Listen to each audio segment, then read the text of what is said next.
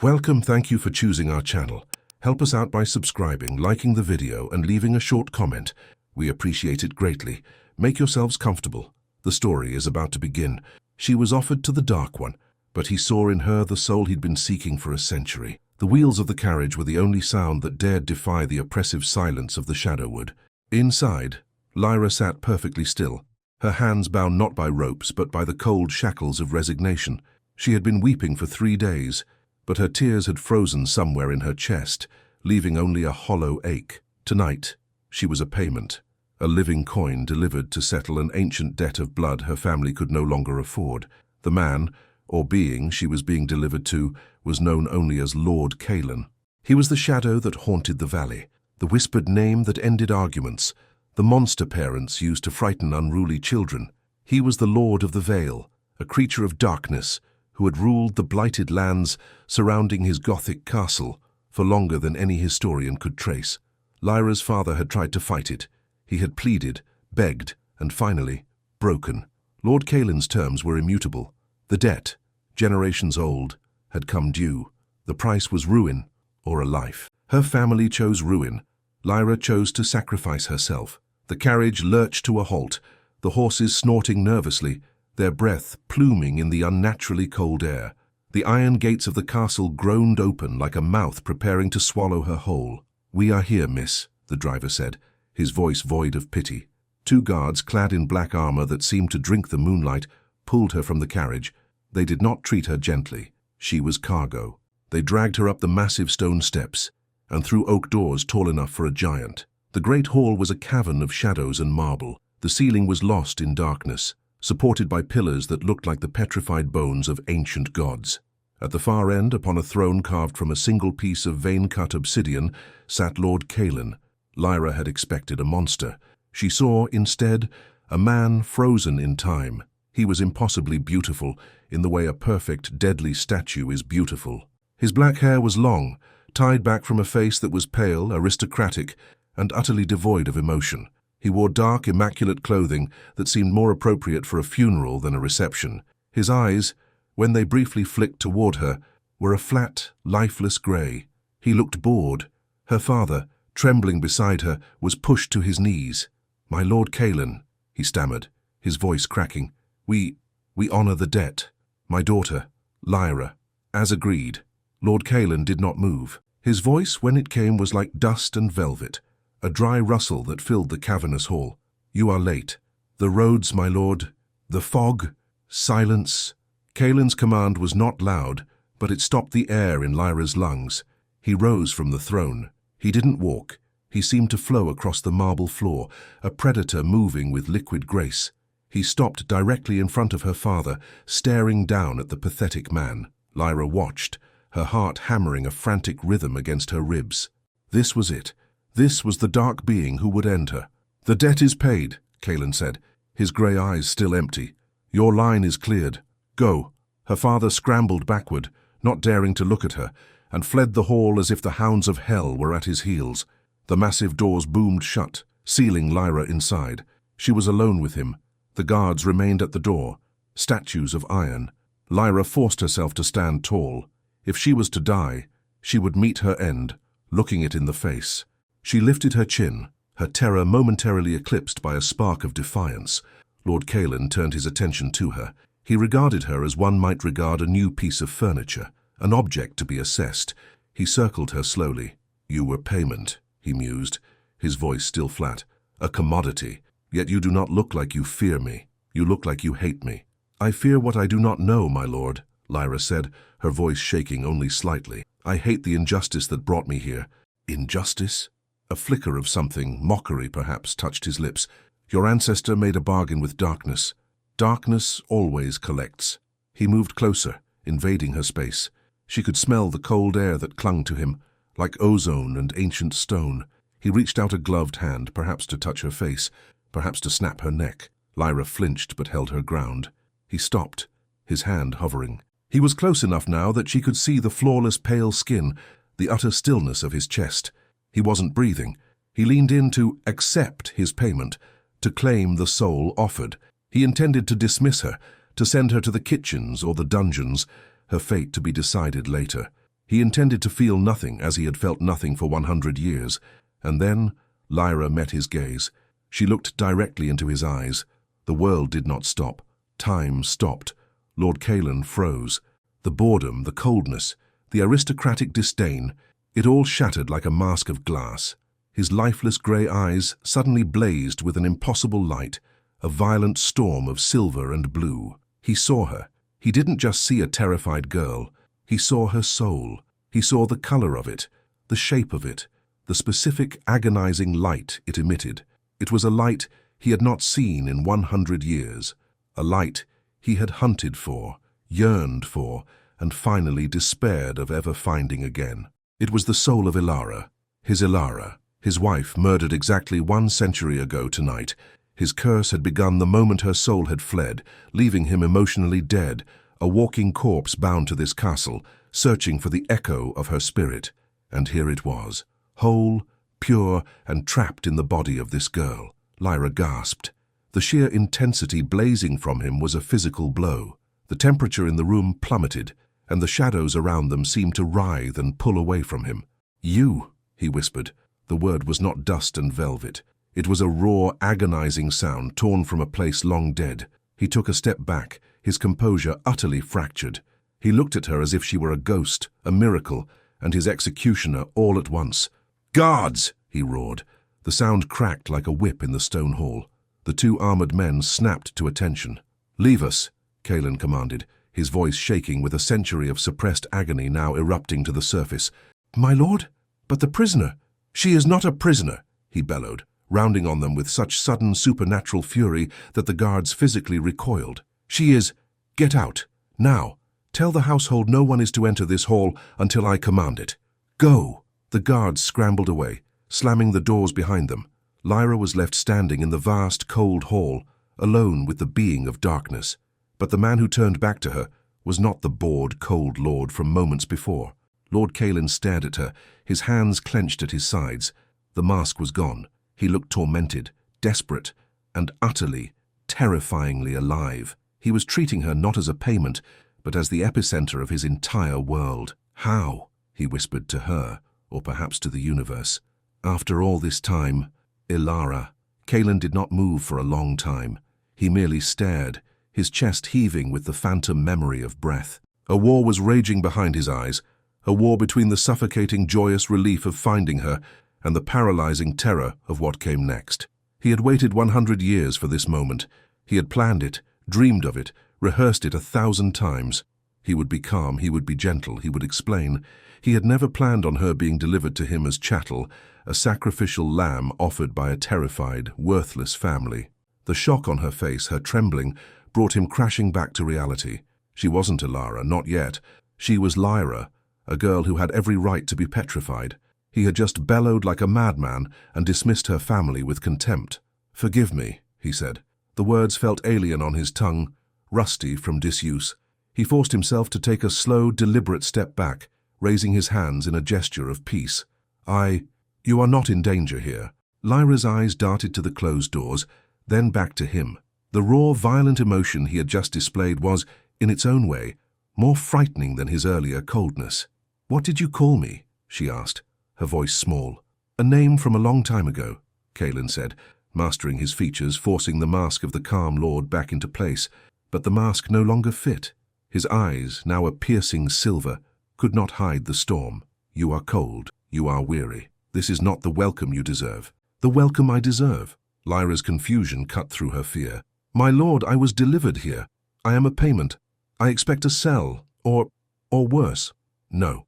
The word was absolute. "That is not what you are." He stepped past her, moving toward a smaller, more intimate archway hidden by a heavy tapestry. "Follow me, please." She hesitated. To follow him was madness. To refuse was death. She chose the madness. He led her away from the cold, cavernous great hall and into the private wing of the castle. The change was immediate. The oppressive, ancient stone gave way to rich woods, warm carpets, and walls lined with books. Torches and candelabras burned brightly, casting a golden, welcoming glow. It was not a dungeon. It was a home. They ascended a grand, winding staircase. Kaelen walked beside her, not ahead of her, maintaining a respectful distance. He was acutely aware of the pulse beating in her throat, a frantic, warm rhythm that sang to him. He focused instead on the light of her soul, the beacon he had memorized. He stopped before a set of ornate, polished mahogany doors. "These will be your rooms. No one will enter without your permission, not even me." He pushed the doors open. Lyra's hand flew to her mouth. It was not a room. It was a suite. A massive fireplace roared with a welcoming blaze. The furniture was elegant. A plush velvet chaise lounge, a writing desk of cherry wood, and a bed large enough for 4 people, draped in heavy silks of deep green and gold. On a table, a silver tray was already laid out with a steaming carafe of what smelled like mulled wine, fresh bread, cheese, and fruit. "But why?" she stammered, stepping inside. The warmth enveloped her immediately. "Because this is where you belong," Kaelen said, his voice soft, almost pained. He remained in the doorway as if afraid to cross the threshold. "You are Lyra. You must eat. You must rest. We will speak in the morning, when you are no longer in shock." He started to close the door, but Lyra turned. "My lord?" He paused, looking at her. The hunger in his gaze was so profound it made her shiver, but it didn't feel like the hunger of a predator for prey. It felt like the hunger of a man dying of thirst being shown a single drop of water. "Why do you keep looking at me like that?" she asked. "As if you recognize me?" Kaelen's jaw tightened. "Because I do," he whispered. "I have been searching for you for my entire existence." He bowed, a gesture of profound, aching respect, and pulled the door closed, leaving her in the sudden, warm silence. Lyra locked the door. She stood with her back to it, her mind reeling. This serpent of darkness was not a monster.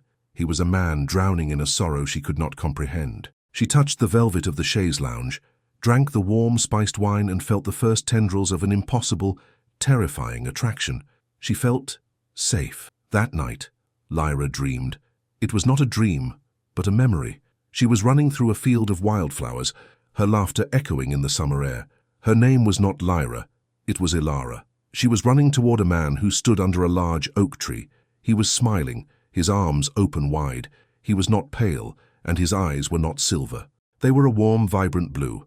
It was Kaelen, but a different Kaelen, a human Kaelen, full of light and life. He caught her, spinning her around, and the feeling of his arms around her was the only home she had ever known. She awoke with a gasp, sitting bolt upright in the silk sheets.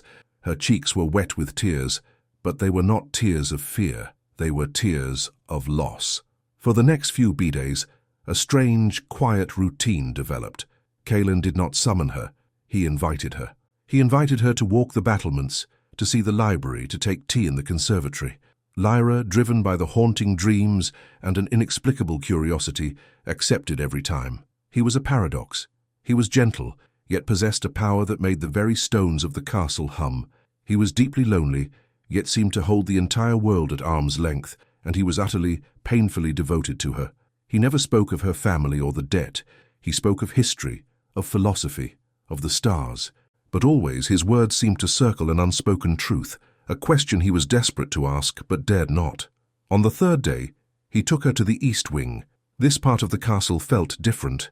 It was preserved, but not lived in. It was a shrine. He led her to a room at the end of the hall. It was a bedroom almost identical in layout to her own, but decorated in blues and silver. It was clearly a woman's room, though dust covers draped most of the furniture. "Who lived here?" Lyra asked, feeling that strange, heavy sense of déjà vu. "My wife," Kaelen said. His voice was perfectly level. She died? 100 years ago. Tonight," he replied, his back to her. He moved to the one piece of furniture left uncovered, an artist's easel. A large canvas sat upon it, draped in a white cloth. I should not be in here," Lyra said, feeling like an intruder. "Yes, you should," Kaelen said. He turned to her, his silver eyes burning. "You dreamed of me, didn't you? Of a field of wildflowers?" Lyra's blood ran cold. "How did you know that?" "Because I have the same dream," he said. "Every night. For a century." He reached for the cloth on the canvas. "I told you I recognized you. I told you I had been searching. I want to show you who I have been searching for." He pulled the cloth away. Lyra's breath hitched. She took an involuntary step forward, her hand rising to her throat. It was her. The painting depicted a woman who was, in every conceivable detail, her identical. The same dark, wavy hair, the same tilt of the head, the same mouth. But the eyes, The eyes were slightly different. They were the eyes of Elara, the woman from her dream, full of a joy and life that Lyra had never known. But they were undeniably her eyes. Her name, Kaelen said, his voice trembling, was Elara. She was my soul. She was murdered, and my curse began. I was told her soul would one day return to this world, that I would be bound to this valley, a creature of shadow until I found her again. He finally turned, his face a mask of desperate hope and agonizing fear. Lyra, he said, look at this painting. Look at me, and tell me you do not feel it too. Tell me you do not remember. The silence in the room was absolute, broken only by the frantic hammering of Lyra's heart. She stared at the painting, her reflection staring back at her from across a century. The woman, Elara, was smiling, a vibrant, sun-kissed joy radiating from the canvas. It was a joy Lyra had only ever felt in her dreams. It's me, she whispered, her fingers trembling as she reached out to touch the painted cheek. The moment her skin brushed the canvas, a violent jolt shot through her, like lightning striking her soul. The dreams exploded. They were no longer fragments. They were a deluge. A lifetime of memories flooded her mind, sharp and clear. Kaelen, human and warm, proposing under the oak tree. The feel of his hand in hers as they built this very castle, not as a fortress of shadow, but as a monument to their love. The scent of the wildflowers he picked for her, and then the end. Darkness. Men with torches and pitchforks. Not villagers, but rivals. Men who wanted Kaelen's land and his power. She remembered the fire. She remembered the arrow, cold and sharp, piercing her side. She remembered Kaelen's scream, a sound of such raw, world-ending agony that it had echoed in her soul ever since. She remembered dying on the cold stone, his tears on her face, and his desperate, broken vow that he would find her, even if he had to wait 1,000 years. I remember, she gasped, stumbling back. She turned to Kaelen, her eyes wide, no longer with fear, but with the shocking, painful clarity of recognition. They killed me. They set the fire. Kaelen's face, which had been a mask of desperate tension, collapsed in on itself. He lunged forward, not to grab her, but to grip the back of a chair, his knuckles turning white. A sound, half sob, half groan, tore from his chest. I couldn't save you, he choked out. The words ripped from him. I was a fool. I was human and weak. They overpowered me. They held me down and made me watch you die. He looked up, his silver eyes swimming with a century of unshed tears. That night, as you lay dead in my arms, a thing came to me, an ancient power that lived beneath the stones of this valley. It offered me a bargain. A bargain, Lyra said, her own tears streaming freely now, tears of memory. Power, Kaelen said, his voice dropping to a raw whisper. The power to avenge you, the power to wait, immortality. In return, I would be its guardian, bound to this valley, a creature of its shadow. He pushed away from the chair, pacing like a caged lion. I accepted. I hunted them all down. I tore them apart. I avenged you. But the price was more than blood. He stopped and faced her, his torment laid bare. The moment your soul left this world, the curse settled. It didn't just make me a vampire, Lyra. It hollowed me out. It took my emotions. It took my soul. I was left empty, a walking corpse, unable to feel joy or sorrow or love. All I had was the cold intellectual knowledge that I had lost you and the vow that I would wait. He gestured around the preserved room. I waited. I watched the world change. I became a myth, a monster in the dark, but I could not feel anything. Not until... Tonight, Lyra finished for him. Tonight, he affirmed, taking a step toward her. When you walked into that hall, when your eyes met mine, it was like the sun exploding in a lightless tomb. The light of your soul, Elara's soul, it slammed into me. It broke the curse, Lyra. It cracked the stone around my heart. For the first time in 100 years, I felt. He was standing before her now, his hands clenched at his sides, trembling with the effort of holding himself back. First, it was agony, the pain of a century of loss, all hitting me at once. And then it was this overwhelming, terrifying hope. You are here. You are here. The woman named Lyra was gone. The soul of Elara, now fused with the life of Lyra, looked at the man she had loved, lost and found again. The fear was gone, replaced by an empathy so deep it ached. She saw not the monster of legend, but her Kaelen, the man who had suffered an eternity of cold solitude, all for her. She closed the distance between them. She did not hesitate. She raised her hand and laid it flat against his chest, over the heart that did not beat. Kaelen flinched, sucking in a sharp, unnecessary breath. Her touch was fire. It was life. "You waited," she whispered, her voice thick with love. "You found me." "Elara," he breathed, his own hand coming up to cover hers, his skin impossibly cold against her warmth. "But you are Lyra. You have a life, a family, though they abandoned you." His face darkened.